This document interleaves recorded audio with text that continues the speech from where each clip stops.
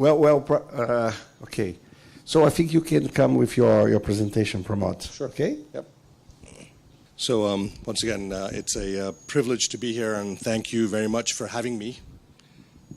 Do I need to use the mic, or? It's fine. Use Better? the microphone. Okay. So thank you, Antonio, for having me come here this morning and be part of your program. It's a big privilege and honor to be here, and great stuff. I mean, just the sheer numbers that you have here are going to change our understanding of the natural history of what our therapies are doing. And so what I wanted to share with you today are just some of the things. I think that as surgeons who take care of complex conditions, we have to remember that there is the science of what we do, there is the art of medicine, but the third thing that a lot of people don't understand is the philosophy. And the philosophy comes from where you train. So a lot of what I'm going to share with you is the Toronto Sick Kids philosophy that then I've added from Dr. Sheldon. So I think those are the things that make the subtle differences in how we practice what we do and how we manage something. So I'd just like to share with you our current approach to neurogenic bladder. So I have no disclosures. I think it's important anytime you're talking in an educational setting to just set some objectives. So what I'd like to share with you today is what are our goals of managing a patient with a neurogenic bladder? What is the assessment that we do currently for assessing where this patient is before we do any sort of intervention? Identifying some opportunities to improve how we care for these patients.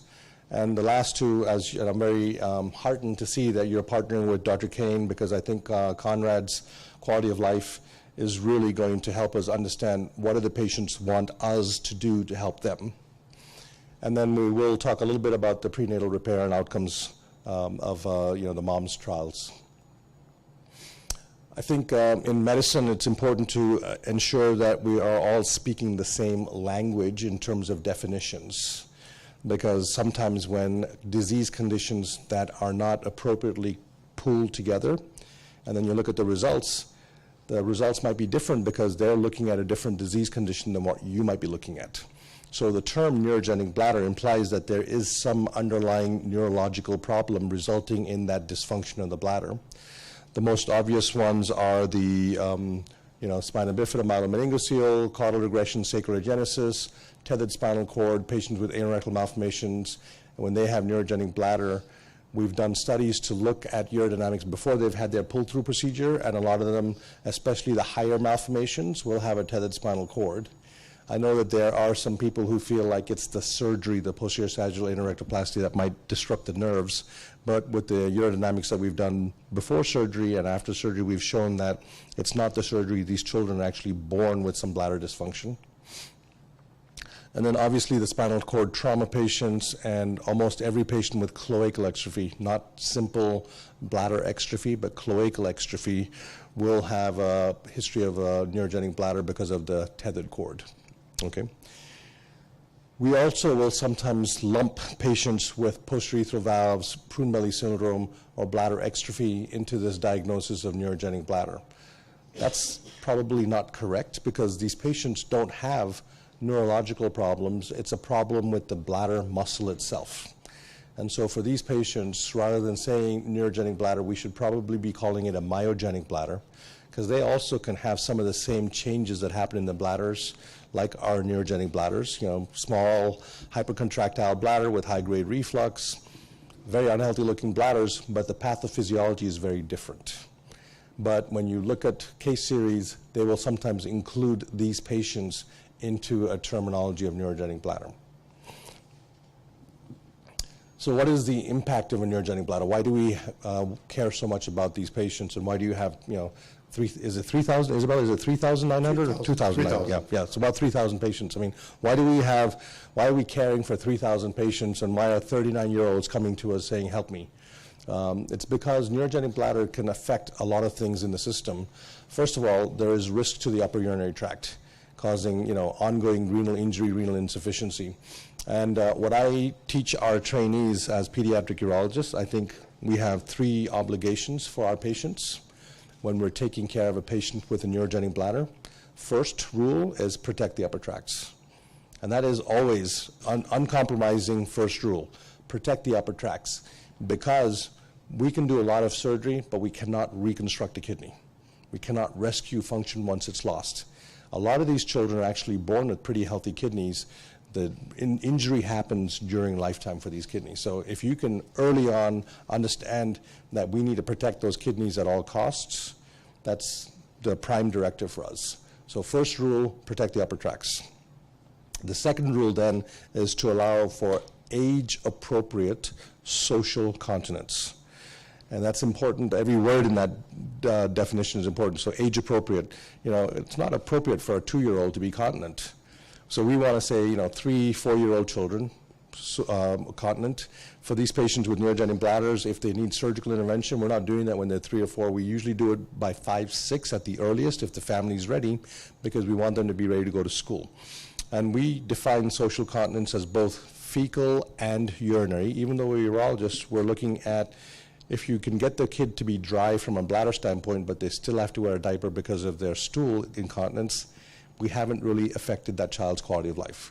So we have to look at both conditions, urinary continence and fecal incontinence. During the daytime, we say continence is a 3-hour dry interval, no pads, no leaking. All right, and it's very important to have a strict definition about continence, because you will see papers where they say, well, this kid was dry for an hour, and then he wore a pad, and he's dry. You ask that kid, are you dry? He's going to say, of course not. I have to wear a pad. I don't like it. I smell like pee. So I think that we have to look at the definition from the patient's perspective, and it is very important. So we say 3 hours completely dry, no leakage. That is continence. During the nighttime, we want them to be able to sleep for 8 to 10 hours without having to empty their bladder. So that's our definition of social continence. And then the third thing, so protect the upper tracts, achieve social continence. The third thing is then to improve the quality of life and allow them to have functional independence. So you will, as you take care of these 3,000 patients with neurogenic bladder, see that they all have different functional capabilities. Some patients will have good upper extremity dexterity. Some of them tethered cord, they're coming in and they are ambulatory and they're not in wheelchairs. And some patients will have functional bladder neck, some of them don't. So I think it is important to assess what the patient's body habit is and their own unique ability to care for themselves is, and tailor your therapy to that. So you have to take that into account as you're planning your surgery. So with those 3 simple guiding principles in mind, we know that the impact of the neurogenic bladder is risk to the upper tracts, urinary tract infections resulting in urosepsis. And if you look at the natural history of spina bifida children about 30 years ago, a lot of them died before they got into their 20s from urosepsis and renal failure. Nowadays, it's unheard of. These children are living into their 20s and 30s, and we will see that they get into their 40s and 50s because of the change that the collective management has afforded them.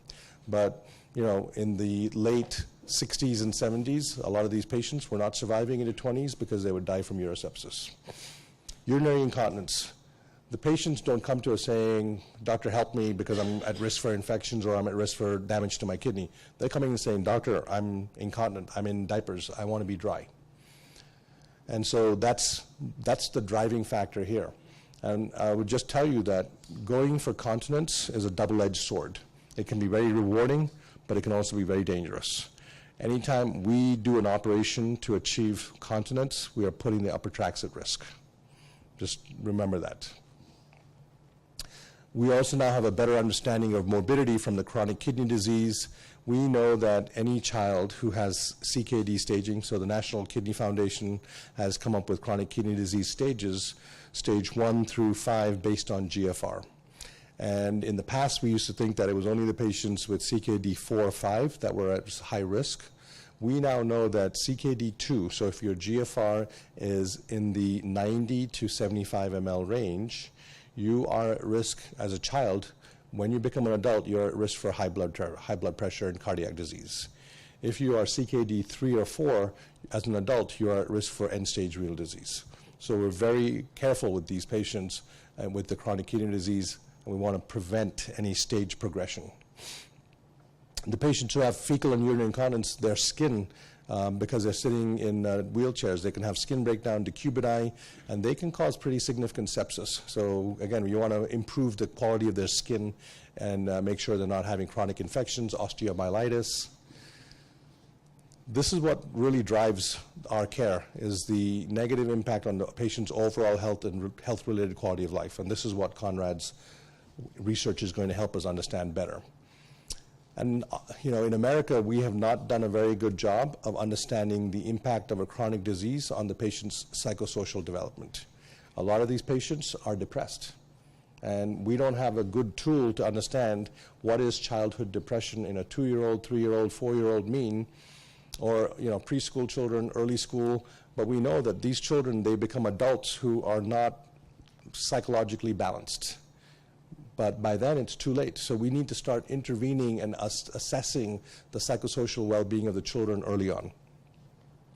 And so I think that one of the things that we are doing in Cincinnati Children, and I propose that all of us consider, is that as we have become specialized urologists, then super specialized pediatric urologists, super specialized, we're now neuropediatric urologists, that sometimes we are so focused on taking care of the part of the patient that we take care of, the urinary tract. We should never forget that there is a beautiful human being around that urinary tract, and that is who we have to take care of. So I always push this concept of cura personalis, care of the whole person, right? I think that is, as we became doctors, we took the oath that primum nocere, first no harm. We have to take care of the whole patient, whether that is visible harm, whether that is perceived harm, whether that is impact on their overall health, psychosocial development. We have to be thinking about that, because if we don't think about it, nobody else is. So the goals of management of the patient. This is, just like bladder exstrophy, caring for a patient with a neurogenic bladder is a journey, and it starts at birth and it continues until you can safely hand off that patient to another adult doctor who has an interest and the capability of caring for those patients. Until then, you can't hand them off. And so just like Antonio was saying, if you follow all those patients here, we also in America were struggling because the adult urologists don't feel comfortable taking care of these patients. And I'll talk a little bit about that later on. So I think that it is important to understand that as the patient grows, their needs from us as healthcare providers change. And so at birth, our goal is, understand the diagnosis of the neurogenic bladder. What is the reason why this child has a neurogenic bladder? What is the status of their kidneys? And then you want to initiate medical therapy as indicated to protect the kidneys, right? First rule, protect the upper tracts. If they need surgery, if they do have a very hostile bladder and are going to put their upper tracts at risk for damage early on, if you can't institute catheterization, we will do a vesicostomy. Our goal is protect those upper tracts early on.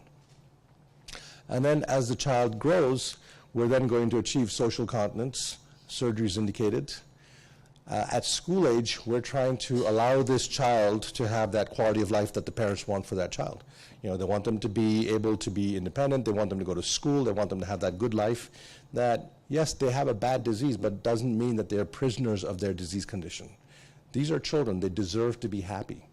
So when we are able to achieve social continence, only if the family and the patient are ready for surgery, we will do the surgery. The only caveat is if someone's upper tracts are at risk, then we will tell them, this is really not a choice. You have to do something, whether it is a augmented Mitrofanoff or if we have to do something, some sort of diversion, if they're not ready to take care of the Mitrofanoff. That's the social aspect of medicine, right? So you really have to understand what is the family's ability, cultural acceptance, and resources that they have to be able to do some of the stuff. And then as the child ages further, we're looking at self-care independence. We want to maximize their social entry into the workforce, body image, sexuality, fertility concerns. So these are all things that we have to be thinking about. And I guarantee you that when you have a mom and dad who have a newborn baby with spina bifida, these are the questions that they are thinking about. What is my child's future? Will they be able to go to school? Will they get married? Will I have grandchildren? But they don't know how to ask you that question. So it's important for you at that first visit to tell them that, listen, I'm your child's doctor. These are the things, these are the care steps that we're going to take on this journey. And yes, I am looking at your child's future fertility potential. Yes, we will help your child with regards to sexuality, because I guarantee you, for a boy, every dad is looking there saying, what is my child's sexual life going to be like? But they're afraid to ask you that question, right? Just so you can just talk to them proactively, dispel that fear of the unknown. And I think, as I said, the crura personalis, we have to be thinking about these patients in a holistic sense. We just cannot isolate their care into care of the urinary tract. So here, every patient, every human life is precious, and every human life has the potential in their own way of having a really full and productive life. So our goal is to provide overall health, minimize complications, normalize their growth and development. We want them to have social continence, both urinary and fecal continence. We want to be able to give them a good body habitus, have them feel good about themselves. We want them to be able to be integrated into society. If you have a person who is incontinent urine or has to go and empty their bladder every hour, they can't have a regular job. No job is going to give you a bathroom break every hour, right? So we have to be thinking, how can we help these individuals have a productive, good, meaningful life? And that also means rewarding sexuality, fertility. Overall, though, independence, self-management. I think if we can make these patients independent and be able to take care of themselves, we have succeeded in what we want to do for these children. And it is very important to understand that their anorectal malformation, the neurogenic bowel, the gynecological, urological malformations have to be treated in continuity. They can't be done separately. So when we are doing any form of bladder reconstruction, if they have a neurogenic bowel, either we will do a Malone or we'll work with our colorectal surgeons to do a Malone. Well, when we're doing that surgery, if they have any spina bifida, they don't really have a lot of gynecological issues early on. As they become older teenagers and young women, they have a higher risk of pelvic organ prolapse because their pelvic floor is not healthy.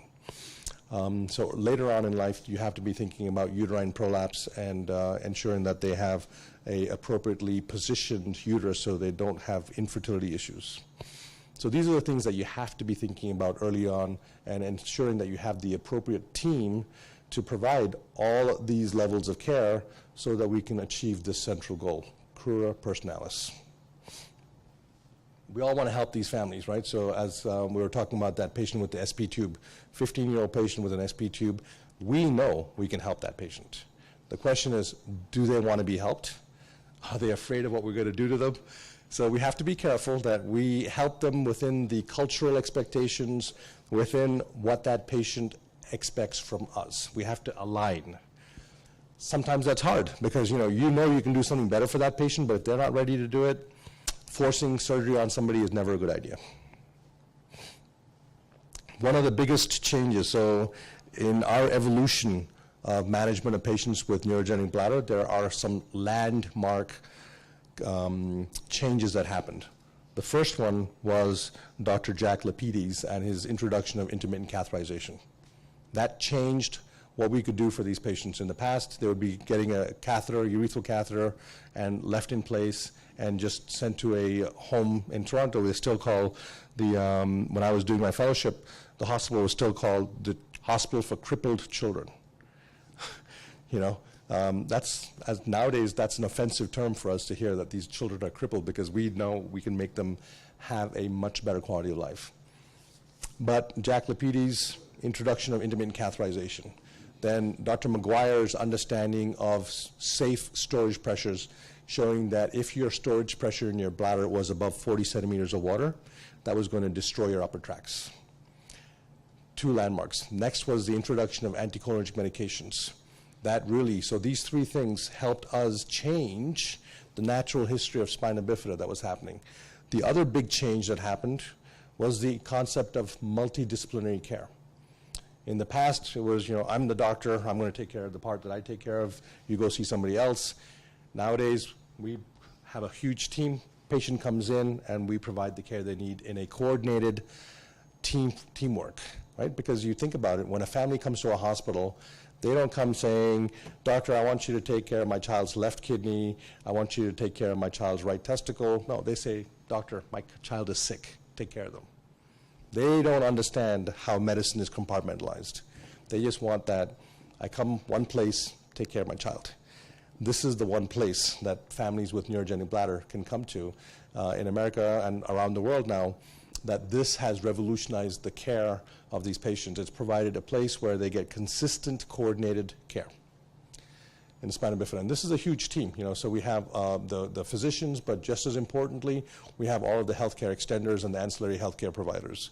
So neurosurgeon, probably one of the first doctors that's going to get involved after the neonatologist to assess, close the spine, put the VP shunt in if the patient needs to be shunted, and then depending on where in the world you are, you're either a pediatric surgeon or a pediatric urologist taking care of the patient, orthopedic surgeons. A lot of these patients with spina bifida will have congenital dislocated hips, and they have hip dysplasia. You can't fix those. It's just something to be mindful of. We rely on radiologists because a lot of testing that we're going to do for this patient to proactively manage their bladder depends on ultrasounds, radiographic testing. A lot of these patients will have seizure disorders, so they see a neurologist. And of course, the pediatrician is kind of the conductor of the whole orchestra, keeping us all in check. On the other side there, we have a spina bifida coordinator, social worker, to make sure that they have access to the appropriate resources they need, rehab medicine, physical and occupational therapy, nutritionist. This is something that is so important. A lot of times these patients, they have texture issues. They don't like to eat with the Chiari malformation. And so they don't eat good stuff. They don't grow well. They'll tend to become very obese. They're protein energy malnourished. So it's important to have a nutritionist, especially if you're thinking about doing a big operation, because otherwise they won't heal well. Let's go back into medical school physiology for 1 second. So why do we have to worry about this bladder? Why is it going to damage the kidney? So you think about, what does a normal bladder do? A normal bladder actually is a very unique organ. It allows for low pressure storage of urine that allows for volitional emptying to completion. Right? It's very simple, that definition, but it's very complicated in how that bladder does it. Right? It's a very unique organ that the compliance of that bladder as we grow is just incredible, that it can grow and accommodate volume at 50 ml in the newborn to about 450 in an adult, and still function in the same way. So, we've all learned about Starling's law and how change in volume, change in pressure is important.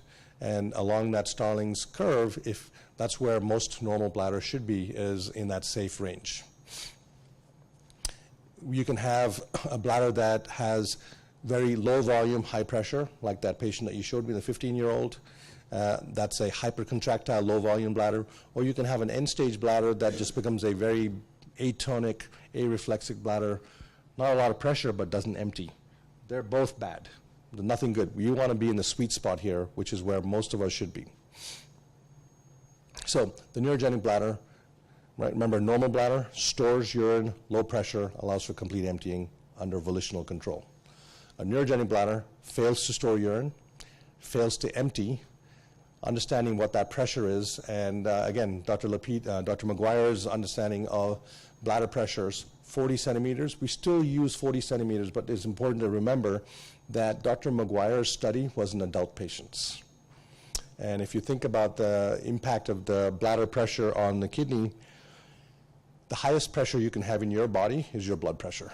Because without the blood pressure driving your blood flow throughout your body, tissues are not going to get nutrition. They're not going to be able to get rid of the metabolites. So highest pressure you can have anywhere in your body is your blood pressure. And as your systolic blood pressure, 120/80, textbook numbers. By the time it goes down into your kidneys, in the renal capillaries, it's about 7 to 8 millimeters of mercury, right? And the bladder pressure of 40 centimeters of water equals 29 millimeters of mercury. Because our urinary tract is continuous and urine is a non-compressible substance at physiological pressure, in a child, 40 centimeters of water pressure is way too high. The safe pressure should actually be lower than 40 centimeters. Everyone still uses 40 centimeters because we don't know what is the safe pressure for a child. And I guarantee you that that safe pressure threshold changes as the child gets older because the blood pressure is changing in that child. And I do have an equation I can share with you later on. But we know that the pressure damages detrusor muscle, infections damage detrusor muscle, overstretching of the bladder damages the detrusor muscle and results in end-stage bladders from fibrosis. And also, all of these collectively will damage the upper tracts. So that is what happens with a neurogenic bladder.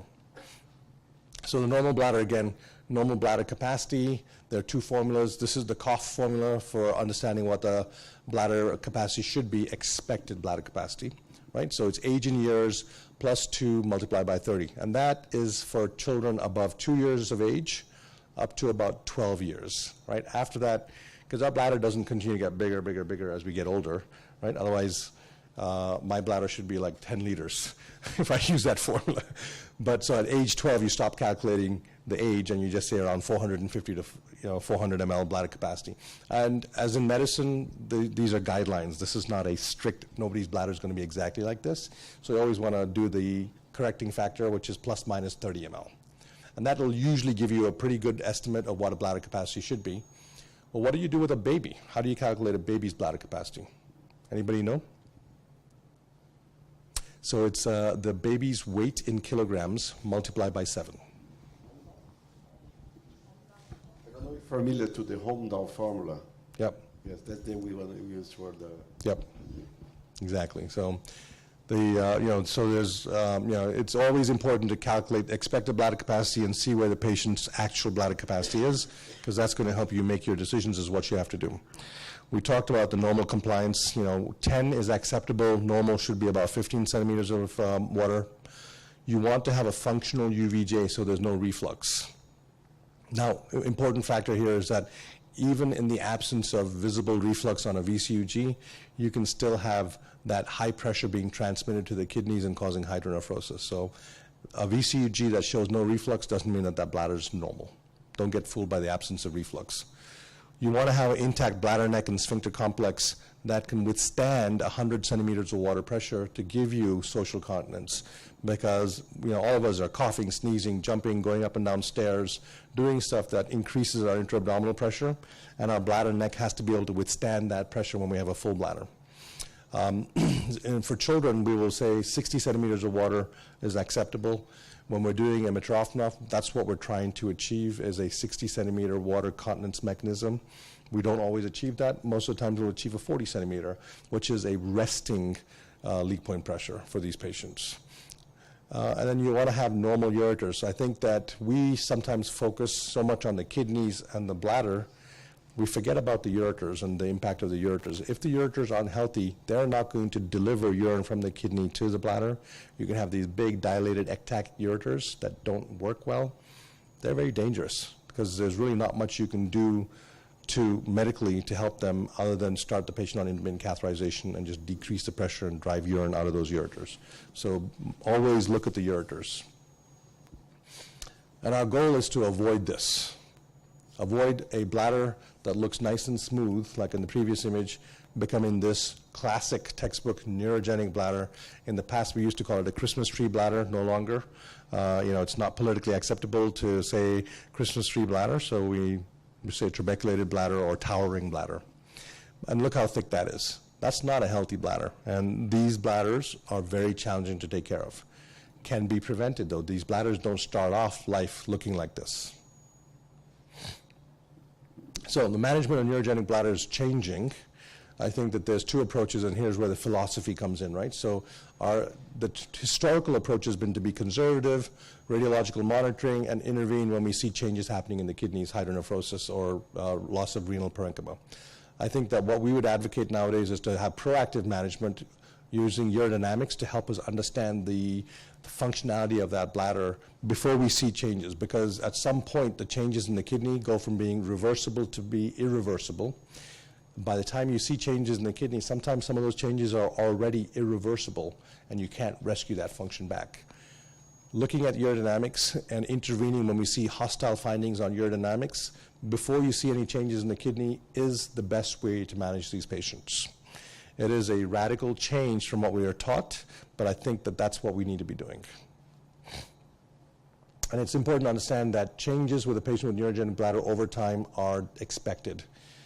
They're not static. These children are growing, so unlike an adult patient where there's no longer any growth happening, the changes aren't going to be as significant. But in children, when you take care of a newborn through age 21, they go through a change in their body. They grow 6 times in length. They're gaining 300–400% in their body weight. They could have tethered cord develop if they weren't tethered at birth. All these things happen, and so it's very important that we understand that change is to be expected. Our job is to be guardians of the children and protect them from those changes. So early on, you may see a VCG that looks not too bad, but they might be in the phase of spinal shock and they have an atonic bladder. Beware of that. Don't do your assessment based on that initial study right after they've had their back closed and say, oh, everything looks good. You have to say, let me see your child back in 6 to 8 weeks or maybe 12 weeks when the spinal shock has changed, gone away, and understand what does that baseline bladder really look like. We know that patients will have progressive sphincter fibrosis, either from absent or diminished nerve input. This is very important when you have a retethering of a spinal cord. So they're detethered at birth. When a child goes and gets retethered, one of the first things they'll lose is their sphincter function, even before the bladder starts to change. It's very important. The tone can sometimes be fixed and variable, so they'll have a fixed bladder outlet with just leaking, or very tight. You know, these patients don't have normal bladder outlets where they can have volitional control over them. And then you have to remember that the changes in the bladder can be impacted by neurological changes. So patients who have shunt malfunction, a progressively dilating syrinx, or a symptomatic retethering of their spinal cord. All these will change what happens in the urological system, so you have to be mindful. And here's where having a really good relationship with your neurosurgeon comes in to be very important. So this is an example of the change, right? So this is a 1-week-old newborn baby, myelomeningocele, taken to the operating room by neurosurgery, had his bladder fixed. During the first couple of days, neurosurgery, after they close the back, won't let you get the VCUG, so we wait till they say we can put the baby on the back. Baby went down, had the VCUG, and you see this nice, smooth, maybe larger than what you'd expect, because this bladder is really outside that pelvis, so it's a big bladder. But this is an atonic bladder from the patient in spinal shock. Now look what happened when the baby came back 2 months later. That big bladder is gone, replaced by this small trabeculated bladder, and there was no reflux before. Now this kid's blown out his upper tracts. These are the sorts of changes that you have to be careful about. And this is because when the first x-ray was done, he was in spinal shock. There was not a lot of neurogenic input to that bladder. When the spinal shock wore off, the true bladder became unmasked. And you have to remember that changes will happen in these patients. You have to be proactively looking for them. We are so dependent on radiology testing that we do a lot of testing, and we wanted to understand in Cincinnati what is the cost of that testing, because there's some very disturbing data coming out from our radiology colleagues. The number of CT scans that we order just in general medicine has, in the past 5 years, quadrupled.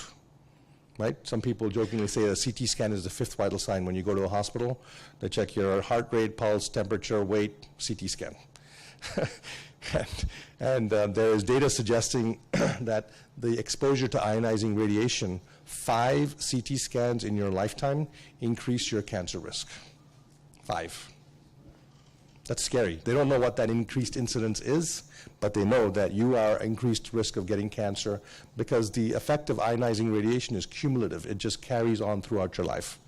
So what we did was we said, okay, we do a lot of radiology testing on our patients. Let's look and see what happens to 2 patient populations, spina bifida patients and posturethral valve. And so we looked at how much does it cost to take care of a patient during the first 18 years of life with these 2 conditions. The first thing is that, the number of ionizing radiation diagnostic studies, 53 tests that these patients with spina bifida got. And these are just, not just the urology, but also the neurosurgical testing. We want to look at all of the radiation exposure they were getting. Right? The cost of care, $50,000 just in diagnostic imaging for spina bifida patients. But the scariest thing is this. So there is a way to understand the dosimetry that we get exposed to, and you can compare it across the world in something called background radiation equivalent dose. And that is how many days, so everybody that lives on the planet Earth on the surface, we're exposed to ionizing radiation from the sun. And depending on where you live, your risk changes closer to the equator, higher radiation exposure than further away from the equator. So they have a way of calculating a daily radiation dose that you get. And a chest x-ray is like 10 days of normal radiation exposure. A CT scan is 3 months worth of radiation exposure. So when we added up all of the radiation exposure that patients with spina bifida got, we had exposed them to 20 years of additional radiation exposure. So their body was acting like it had been 38 years old of living on planet Earth rather than 18-year-old. Valves, because we don't do as much radiation testing, we do a lot of ultrasound in valve patients, it was 10 years. But again, we're basically doubling their radiation exposure by our testing. So I would encourage you to be very gentle with how you image these patients. Ultrasound is a great tool. Be really friendly with your ultrasound person because it's cheap. Every hospital has ultrasounds, no radiation, and it's not painful. Gives you a lot of information. The next tool that we use is urodynamics, and we are big utilizers of urodynamics, and that's where this proactive management of neurogenic bladder comes in. And the role of urodynamics, very important, as Philippe presented on the cases that he shared with us. You do a multi-channel urodynamic study where you're looking at the abdominal pressure, you're looking at the bladder pressure. We mathematically subtract abdominal pressure from the vesical pressure to get the true detrusor pressure. Because the bladder is a intra-abdominal organ, any increased pressure in the abdomen is going to increase pressure in the bladder. Our goal is to understand what's happening in the bladder alone. We also do EMG tracing, so this is why it's called a multi-channel. Some people will do and we are in that group of some people, urethral pressure profilometry. I know that a lot of hospitals don't believe in that. I think it's an important test when you are planning surgical reconstruction. That's the only time it's very helpful to understand, what is the patient's bladder outlet functioning at? Is it functional? Is it not? You can get a lot of that from the history. When are they dry when they wake up in the morning? Are they wet? If they're always wet, they probably don't have a functional bladder outlet. When you're doing surgery, you have to do a bladder neck reconstruction. But for us, it makes the difference between doing a formal bladder neck reconstruction versus just doing a sling. And, as we mentioned, pressures, so this is McGuire's teaching to us, there's 40 centimeters have been shown to result in renal deterioration. Very important to understand. That is in adult patients, pediatric patients, that number is probably much lower. And even a floppy, large capacity bladder is not safe. We think that, it's a floppy bladder, probably not dangerous. The storage pressures can also lead to renal deterioration. And it's very important to understand that for a healthy bladder, we need to have bladder cycling. Bladder has to fill and empty, fill and empty. That empty period where the muscles are resting is very critical for a normal bladder. When the bladder is never allowed to rest, never allowed to come down to zero, it's just like ventricular hypertrophy and cardiac failure, right? The cardiac muscle just becomes overstretched, decompensates, they go into cardiac failure. The bladder is the same way. If you don't empty that bladder all the way, eventually you will have detrusor decompensation and it becomes a very bad bladder. So emptying the bladder completely is very important. And also continence is not a measure of a healthy bladder, and neither is the sign that the child can pee. Because we'll have parents that come to us and say, my child doesn't leak, he can pee fine, I don't know why you're so worried about his kidneys. That is not an appropriate measure of urinary tract health, the fact that someone can pee, because you have no idea how much pressure they're peeing with, you have no idea whether they're emptying their bladder or not. So while the history is important, in this patient population, we do need to understand more what the bladder dynamics are. So how do we manage a patient once you made the diagnosis of neurogenic bladder? Medical management is our first goal, and antibiotic prophylaxis when they have reflux or high amount of stasis to break the cycle of infections. Intermittent catheterization to ensure emptying of the bladder. Stasis, urinary stasis and high pressure, bad for the bladder. Anticholinergic medications, one of the biggest changes that revolutionized our ability to take care of patients with neurogenic bladder. Alpha blockers, I will sometimes use alpha blockers in patients who have a tethered spinal cord, don't have a significant amount of detrusor hyperreflexia, but have detrusor sphincter dysynergia, and they're not ready for catheterization yet. I might put them on alpha blocker. The other time I use alpha blockers is in some babies where I've started them on catheterization. The parents say, having a hard time putting the catheter in. I put them on a very low dose of alpha blocker. It makes it easier for the parents to catheterize. As I mentioned before, it is very important that we as urologists think about the bowel management. If you think about the pelvis, it's a fixed amount of real estate. right? Bony ring doesn't expand. In that real estate, for boys, we have bladder and rectum, and girls, we have bladder, female organs, and rectum. If you have fecal retention and the rectum is so full of poop all the time, you're not going to have the ability to have a normal bladder capacity and certainly not normal pressure in that bladder. So emptying that rectum is important to allow normal bladder dynamics. The second thing is that a rectum that's full of stool all the time is going to be a harbor of bacteria. So you're going to get bacterial colonization, increase your risk of infection. So getting them to empty their bowels is very important.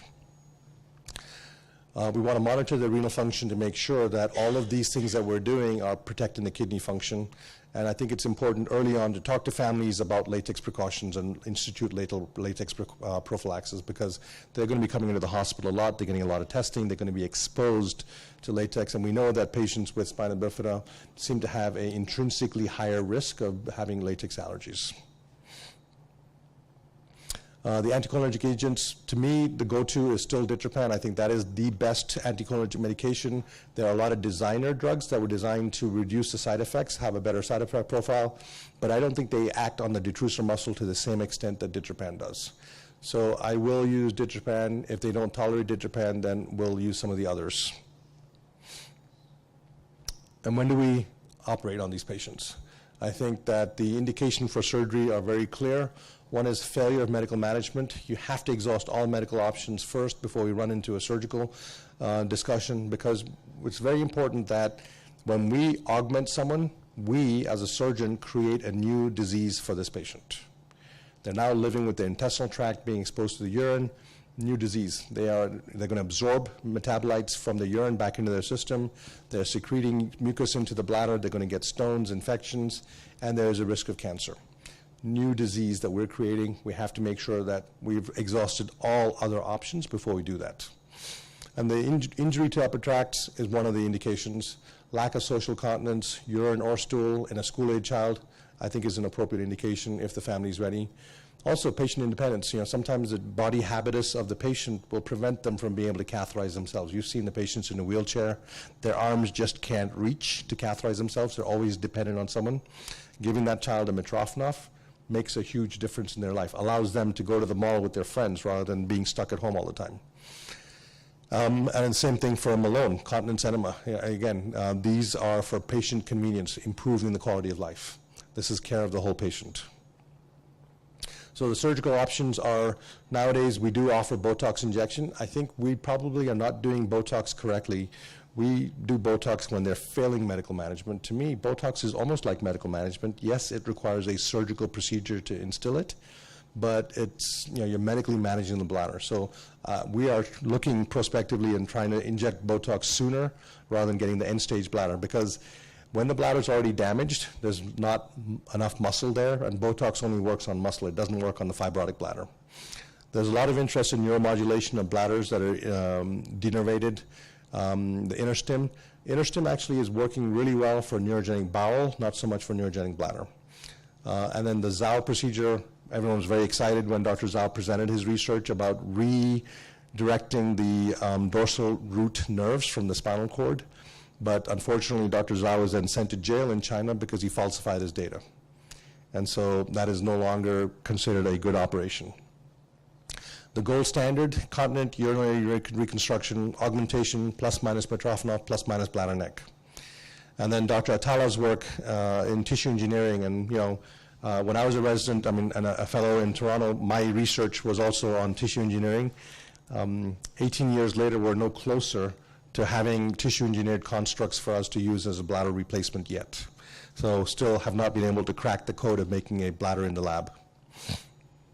So Botox, real quick. Pramod? Yep. I think we have to give the auditorium. So how long you? A couple more minutes. Yes. Yep. Okay. Yeah, I'll go through. So Botox, really works when you have a hyperreflexive bladder. After you inject it, you can see how it calms the bladder down. So increases functional bladder capacity, improves compliance. You have to counsel a family that you may not be able to stop all the ditropan, and it has to be redone in 9 to 12 months. So it's a good intervention when we're using it. When you look at the mechanics of continent reconstruction, our goals are to increase the bladder size, decrease storage pressure, Botox or bladder augmentation, increase bladder outlet resistance, bladder outlet procedures, reliable access to empty the bladder, Mitrofanoff, and reflux. These are different options. I'm just going to speed up a little bit so I can get to some of the important things I want to talk about here. So I think the surgeries that we do are not without complications. And this is the data from Indiana.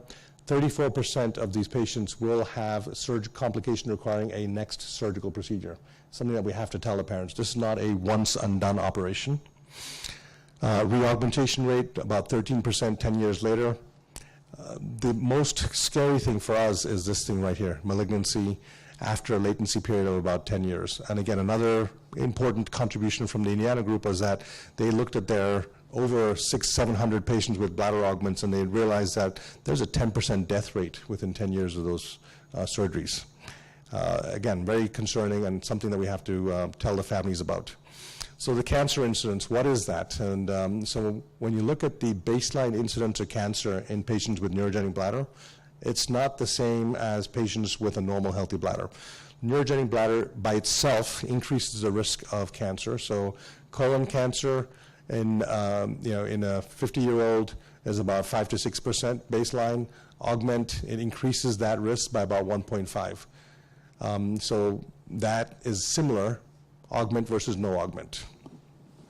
Ileal augment, so ileal cancers, very rare, 0.1% in 50-year-olds. But when you have an ileal augmentation, it increases it from this number, 0.1, up to 5 to 6% by 50-year-old. So a 50-year-old who has an ileal augment has a 5 to 6% chance of having cancer in that ileal augment. That's a significant increase. Gastric cancer, same thing, very rare in general population, but about 10 to 12% by 50-year-old. So a 30-fold increase. These are real numbers. In Cincinnati, until recently, and we have patients that have gastric augments for 30 years now. We never had any cancers until this year. This year we had 2 patients came in with metastatic gastric cancer. Very scary. Real quick about bowel management. I think that when you look at bowel management, sometimes we don't pay enough attention to it, but this is a quality of life. And parenting stress, 99th percentile overall stress from fecal and urinary incontinence. So this is what drives the parents to be upset and concerned about their child. Continence. They don't understand the kidney damage and all that because that's remote. Immediate thing that they see every day is my kids in diapers. That causes me a lot of stress and fear. So we have to address that. And there's a couple of different ways. Medical management, I would just tell you in the interest of time that Miralax is not a silver bullet, doesn't work for everybody, can actually make incontinence worse. So be careful. Surgical management, an enema program can be retrograde or antegrade. We do always try a retrograde enema program first because there's no surgery involved. But with patients that want to be more independent, we will do an antegrade MACE procedure. In Cincinnati, we've perfected the technique of splitting the appendix, so we can split the appendix. Some of it goes to us in urology for the Mitrofanoff, a small piece. You just need 1 centimeter of appendix on the cecal stump to make a functional Malone. And then just to wrap up here, the in utero repair of myelomeningocele, that we're now in the 2nd decade of the results from the MOMS trial. It was a phenomenal study that was done showing that it was safe to do fetal surgery, and this was a very appropriate disease condition where closing the spinal cord, preventing exposure of the roots, spinal roots to the amniotic fluid, causing damage, was a theoretical risk, and when they started repairing them, they're showing that from a neurosurgery standpoint, there are some significant benefits.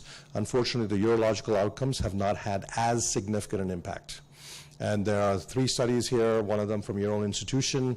Dr. Adzik presented the early study from 2003. They had 50 patients that they looked at. They did have some loss of fetuses. Subsequently, though, now the fetal loss is almost 0 from the surgery. They all are premature because once you do an open surgery on the uterus, you can only go 10 weeks after the surgery before you have to deliver those patients. The risk of shunting went down by half, 43% in prenatal closed versus 85% of the patients with a postnatal closure. A lot of them have better than predicted leg function. Doesn't mean that they're ambulatory, but better than predicted leg function. Your group here showed in 2015 you had 19 cases delivered a little bit earlier than what Dr. Adzik's group, 31.8. It just means that your surgeons are picking it up earlier and doing the surgery sooner. Because again, that's a factor of when the in utero surgery was done. The latest time that the protocol allows for surgery to be done to close the fetal spina bifida is 26 weeks. you still showed that there was a lot of patients with hyperactive bladder with urodynamics, and about 60% of them were on intermittent catheterization. And this is important because showing that these bladders are still hyperreflexic is concerning. There was another study that also came out that Dr. Brock looked at 30-month follow-up. They don't have urodynamic findings in all these patients, but they showed a slightly lower incidence of patients with catheterization versus the postnatal, 51% for postnatal repair versus 38%. Their main indication for catheterization was a high PVR, not hyperreflexia. But I think as they follow these patients out, they're going to see that they're going to have more patients with hyperreflexia.